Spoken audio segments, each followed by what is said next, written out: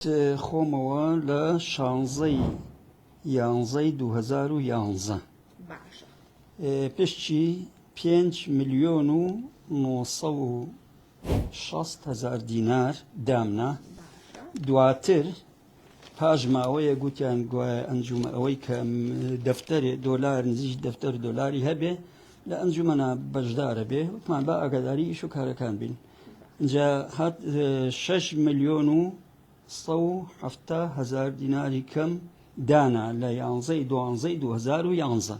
واتە زیاد لە 11 ملیۆنت داوە. بەڵێ ئیتر تەبەن 3-4 ساڵ ئیشیان تیا کرد پرۆژەکە کەس دەنگی نەکرد، بەڵام دوایەوەی کەوتە سەر ئیشکردن و تر دەستی پێ کرد. پاش ماوەیەک نازان بە تەواوەتی چەندە بانیان کردین خاوەن پشکەکان هەرێکە بە پێی ئەو پشکەی کە هەیەی مقداریان نایە.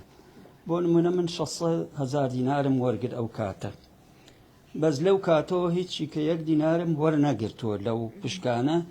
تابان چاڤیلان دیشەوە ئیشی خۆی بەردەوامە، یعنی لە زۆربەی مانگەکانە خەڵک تا لە خوارو عێراق و لەم لاولەولاوە زۆریان بۆی و ئیشی باشە، بەڵام بەنسبە خاوەن پشکەکانە خۆ بێ بڕێکی کەم پارەیان بدرێتێ لەو قانجازەی کە ئەیکات لەو ڕستۆران توشتانی کە دایناوە ئەوانە هەمووی ئەو یاریانەی کە دانراوە هەمووی ئیشەکە و ئیشی باشە، چۆن تا ئێستا هیچ قازانجێکی وای نەکرد. باشە کەی بوو سکاڵاتان تۆمار کرد؟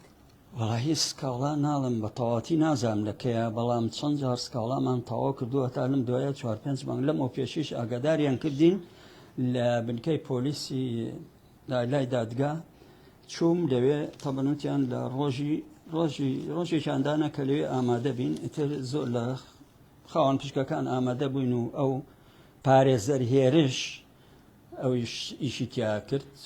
وتر ئیشەکەمانەوەتە دەست ئەوەیە نازانم چی ئەنجامێکی هەیە نازانم. باشە بە پێ زانیاریانەی کە حەتەتیاتی لە چەنەوە بەشداری کە دەبێ کەمترین چەنە زۆرترین چەند بێ؟ وەڵایی کەمترین هەیە، مەسەن برادری خۆم لەوانەیە ملیۆنێک دیناری داناوە، زۆر بەلایەوە مهم نییە و ملیۆنە بڕوا نەڕوا گوێ نهاتێ زۆر، بەزەوەی کە زۆری هەیە پشتی زۆری هەیە تەبەن زیاتر دوای بابەتەکە کرد و ئەوەیە. هەیە بە چەند دەفتەرێکی زۆر بەشدار؟ وەڵام من هەبووە لەو کۆبوونەوانە وتێتی من 12 دەفتەرم تایەتی 12 دەفتەر پشتی 12 دەفتەر تیا بوو. ئیتر نازەم زیاتری شێ تەبان.